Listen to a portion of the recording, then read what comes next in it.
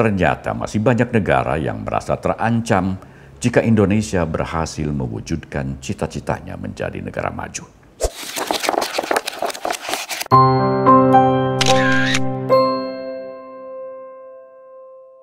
Kawan Minmot, kita berjumpa lagi dalam program Kata Minmot. Terima kasih untuk Anda yang telah menjadi subscriber setia kami, serta Anda yang sering memberikan like, share, dan komen. Kepedulian Anda sangat berarti bagi kelangsungan program-program kami. Kawan Minmot, tekad pemerintah Indonesia di bawah kepemimpinan Presiden Jokowi untuk memperjuangkan Indonesia menjadi negara maju melalui visi Indonesia Emas 2045 serta yang dijabarkan melalui Rencana Pembangunan Jangka Panjang Nasional atau RPJPN 2025-2045 yang dirumuskan oleh Badan Perencanaan Pembangunan Nasional Bappenas akan dilanjutkan oleh Presiden terpilih Prabowo Subianto yang memiliki visi yang sama. Prabowo bahkan sedang mempersiapkan peralihan generasi secara bertahap karena yang akan menikmati Indonesia Emas 2045 dan yang akan menjadi pengelola serta pemimpin negeri ini di masa mendatang hakikatnya adalah generasi muda yang kini disebut sebagai generasi milenial dan generasi Z atau Gen Z. Prabowo menyebut dirinya dan generasi seangkatannya serta generasi di atas generasi milenial sebagai generasi jembatan yang akan membuka gerbang dan mengantarkan generasi yang lebih muda untuk mewarisi negeri ini pada saatnya nanti. Prabowo akan menggenjot hilirisasi yang sudah mulai dijalankan Jokowi agar Indonesia mampu menjadi negara yang mandiri dan berdaulat atas kekayaan alamnya sendiri, sehingga bisa berhasil menjadi negara maju yang sejajar dengan negara-negara maju lainnya.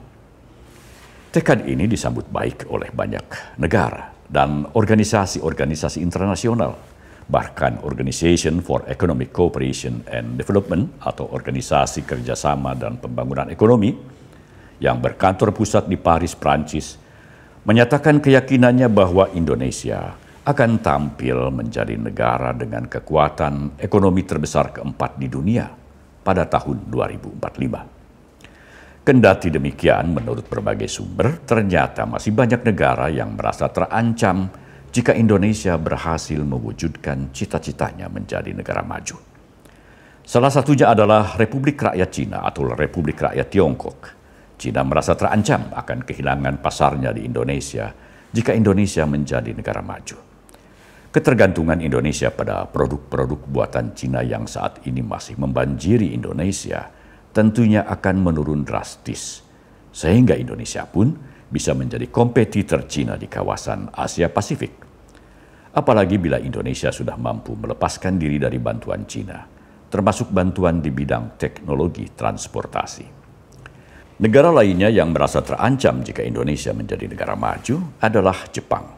Sebab Jepang merupakan negara kedua setelah Cina yang banyak mengekspor barang-barang elektroniknya ke Indonesia, termasuk sejumlah kendaraan bermotor, baik yang beroda 4 maupun yang beroda 2. Bila Indonesia sudah mampu memproduksi barang-barang elektronik serta kendaraan bermotor secara mandiri di negeri sendiri, maka Jepang terancam kehilangan pasarnya di Indonesia. Negara lainnya yang juga merasa terancam jika Indonesia menjadi negara maju adalah Singapura. Sebab pusat perdagangan di Asia Tenggara secara perlahan akan berpindah ke Pulau Batam. Dengan melihat potensi Batam sekarang ini, serta lokasinya yang sangat strategis dan sangat berdekatan dengan Singapura, bukan tidak mungkin akan membuat Indonesia mampu melampaui Singapura. Kapal-kapal niaga yang selama ini berlabuh di Singapura sangat mungkin akan memindahkan tambatannya ke Pelabuhan Batam. Saat ini setiap tahunnya ada sekitar 60.000 kapal laut melintas di Selat Phillips yang berada di antara Pulau Batam dan Singapura. Jumlah kapal yang melintasi selat ini mencapai sekitar 3 kali lipat dari jumlah kapal yang melintas di terusan Suez, Mesir. Jika pusat perdagangan beralih ke Batam, maka kapal-kapal tersebut akan memilih untuk berlabuh dan membongkar kargonya di Batam. Hal ini tentunya akan sangat merugikan Singapura. Belum lagi wilayah udara di atas Pulau Natuna yang selama 78 tahun dikuasai Singapura, kini sudah kembali dikuasai oleh Angkatan Udara Republik Indonesia. Para investor Indonesia yang selama ini menanamkan uangnya di Singapura, diperkirakan akan kembali menarik modalnya dari Singapura guna diinvestasikan di dalam negeri. Singapura tentunya akan sangat terpukul karena salah satu sumber kekayaan Singapura berasal dari para investor Indonesia. Negara lain yang secara terang-terangan mengakui kekhawatirannya akan kemungkinan tampilnya Indonesia menjadi negara maju adalah Australia.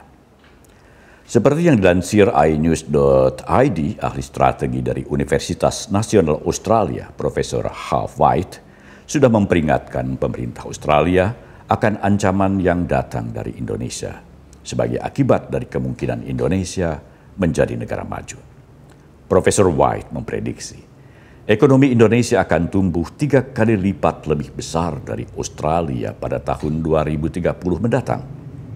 Bahkan Indonesia dinilainya memiliki potensi menjadi negara terbesar keempat di dunia pada tahun 2050. Ketakutan Australia terhadap Indonesia sebenarnya merupakan ketakutan klasik.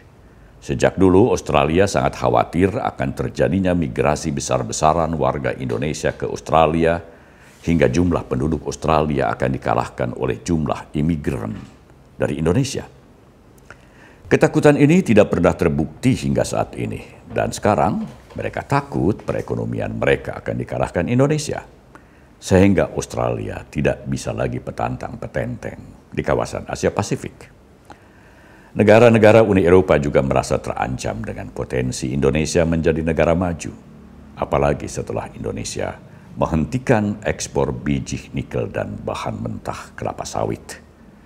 Mereka berusaha menghalang-halangi upaya Indonesia menjadi negara maju, di antaranya dengan menggugat Indonesia ke Organisasi Perdagangan Dunia (WTO) yang berlanjut dengan boikot WTO atas produk-produk kelapa sawit yang diekspor Indonesia.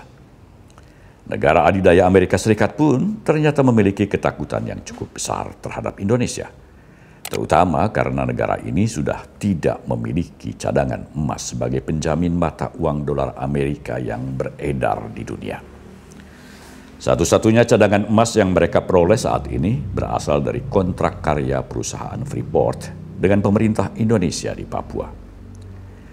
Amerika khawatir Indonesia akan sekonyong-konyong memutus kontrak karyanya jika Indonesia sudah berhasil menjadi negara maju. Indonesia pun tidak akan bergantung lagi pada mata uang dolar Amerika, apalagi setelah Indonesia menjalin kerjasama Local Currency Settlement Framework dengan China, Jepang, dan Thailand yang berpotensi menciptakan mata uang Asia seperti mata uang euro untuk Eropa. China dan Jepang berusaha merangkul Presiden terpilih Prabowo Subianto dengan mengundang sang Presiden terpilih ke negerinya guna melakukan pembicaraan dengan kepala negara dan kepala pemerintahan masing-masing. Tentu saja dengan agenda meningkatkan hubungan kerjasama mereka dengan pemerintah Indonesia yang akan dipimpin Prabowo Subianto. Kekhawatiran negara-negara tersebut tampaknya agak sedikit berkurang setelah Prabowo memberikan komitmennya untuk terus melanjutkan kerjasama Indonesia dengan negara-negara sahabatnya. Bahkan Prabowo mengundang negara-negara itu untuk menanamkan investasi sebesar-besarnya di Indonesia, serta membangun pabrik-pabriknya di Indonesia, agar Indonesia tidak perlu lagi menjadi negara importir. Sampai di sini dulu kawan Minmot, jangan lupa subscribe, like, share, dan komen. Salam Minmot. Men of our time.